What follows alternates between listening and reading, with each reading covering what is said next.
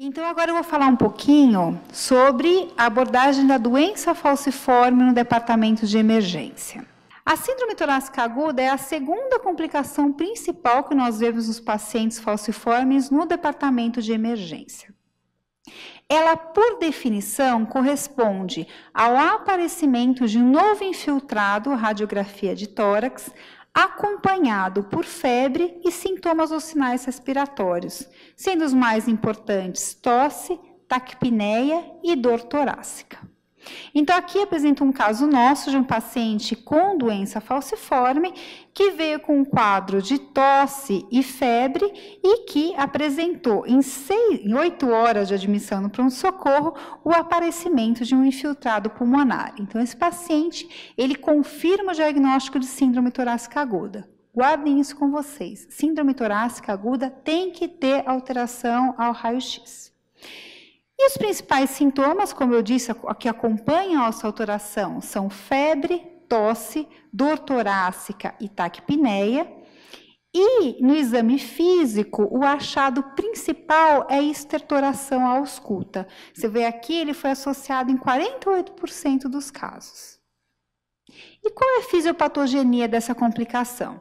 Você tem um aumento da adesão dos eritrócitos falcizados, que são esses eritrócitos deformados na microcirculação pulmonar, e uma redução de óxido nítrico. Isso tudo leva com que você tenha um quadro inflamatório pulmonar com o aparecimento de um novo infiltrado. Existem alguns fatores deflagrantes. E aqui cabe uma ressalva que a síndrome torácica aguda, ela é um resultado final comum a fisiopatogenias que eventualmente são muito distintas. Então, 30% dos casos são causados por uma causa infecciosa.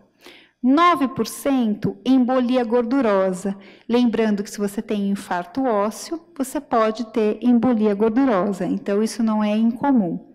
16% tem um infarto pulmonar propriamente dito. E 45% tem uma causa desconhecida, mas aparecem com um quadro final que é similar a todas as outras causas. Então, isso é uma coisa que apareceu na minha prova de residência, quando eu ia prestar a prova pré-mato, que é, quais são as principais causas de síndrome torácica aguda? E a resposta é exatamente essa, infecciosa, embolia gordurosa ou infarto pulmonar. Essas são as principais causas. E como nós tratamos esses pacientes? Em qualquer que sejam as causas, nós vamos propor antibiótico terapia empírica, quer como a quinolona respiratória, levofloxacina é a principal droga indicada, ou uma cefalosporina em associação a macrolídeo. Lembrando que nesses pacientes, a porcentagem de casos infecciosos causados por germes atípicos, clamídia e micoplasma, é superior ao da população geral com quadro respiratório infeccioso. Então, nunca nós podemos deixar de cobrir germes atípicos num quadro de síndrome torácica aguda. Oxigênio suplementar está indicado se a saturação periférica de oxigênio for inferior a 92%. Lembrem, os pacientes com anemia falciforme frequentemente têm uma saturação de oxigênio periférica baixa. Não necessariamente eles estão hipoxêmicos. Por que eles têm uma saturação baixa? Porque o eritrócito deles tem uma dissociação, a hemoglobina deles tem uma facilidade maior de se desligar do oxigênio.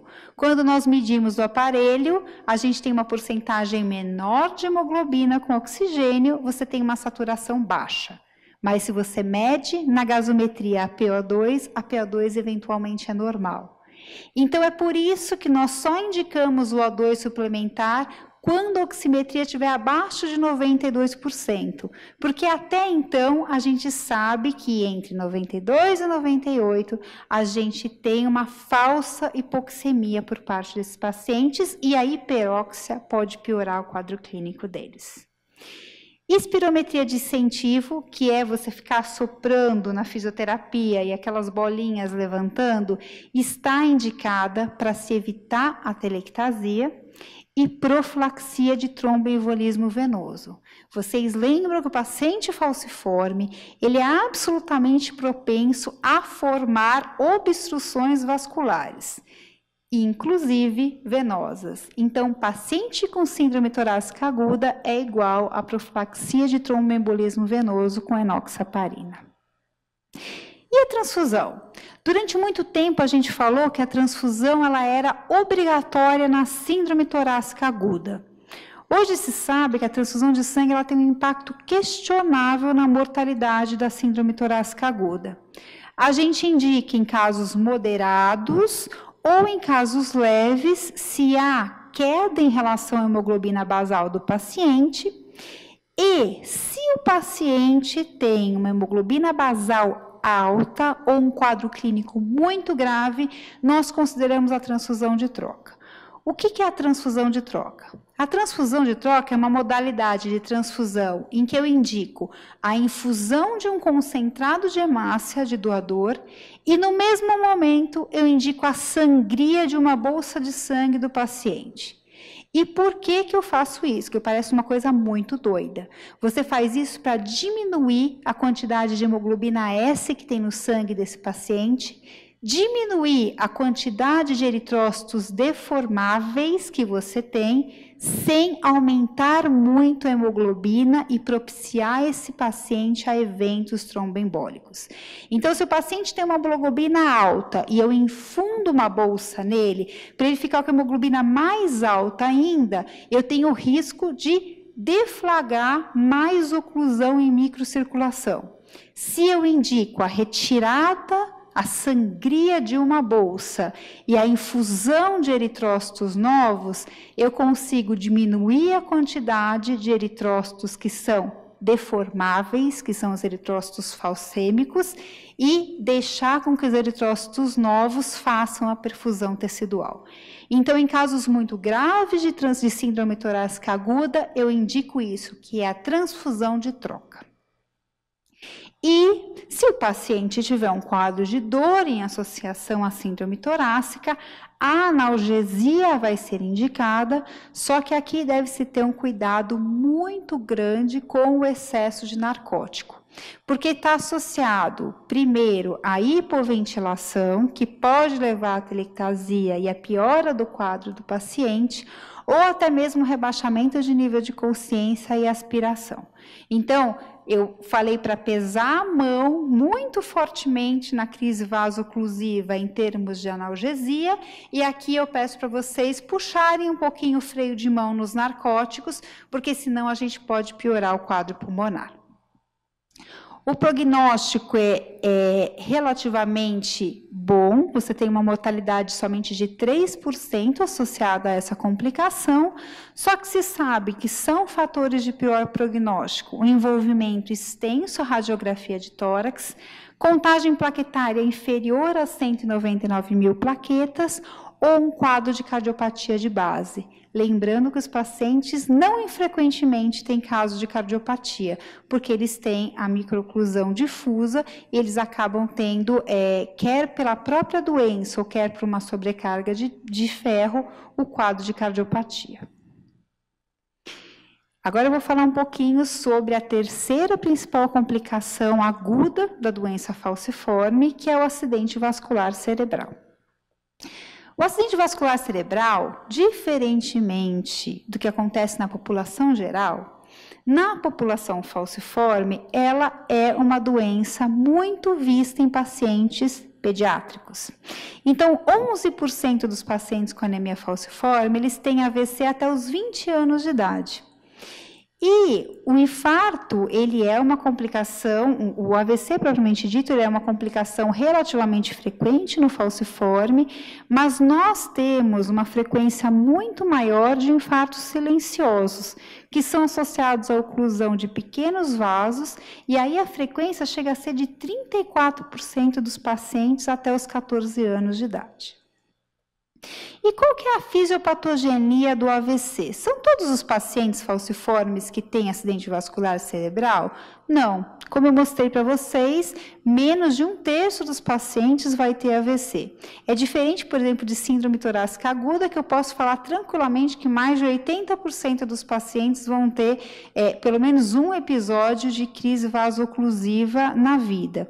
Aqui a gente tem uma complicação que afeta menos de 30% dos pacientes. E o que eu tenho aqui é um pouco diferente de simplesmente a oclusão da microcirculação. Eu tenho sim a oclusão, mas essa oclusão ela levou cronicamente a uma alteração dos vasos, levando ao que eu chamo de vasculopatia da anemia falciforme. E quando essa vasculopatia ela acomete grandes ou médios vasos cerebrais, eu posso ter o AVC. E os principais vasos acometidos são a carótida interna distal ou a cerebral média. Mas se é uma complicação crônica, por que o AVC acontece de repente? Ele acontece de repente porque eu tenho deflagradores que fazem com que eu haja a oclusão definitiva desses vasos que estão com vasculopatia. E esses deflagrantes são a anemia, leucocitose, hipóxia ou uma desregulação de fluxo cerebral. Então, vamos apresentar agora um overview bonitinho sobre a vasculopatia da doença falciforme.